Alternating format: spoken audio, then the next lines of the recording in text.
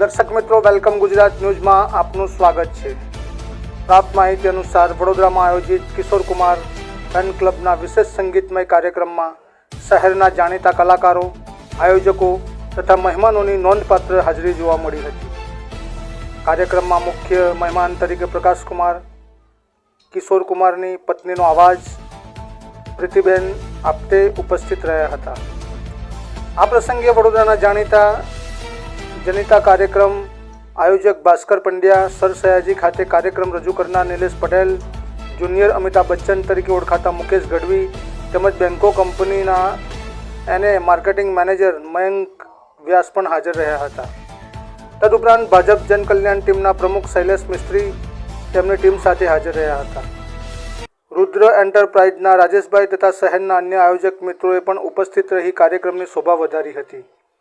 તમામ મહેમાનોની હાજરીથી કિશોર કુમાર ફેન ક્લબનું કાર્યક્રમ વિશેષ આકર્ષણનું કેન્દ્ર બન્યું હતું।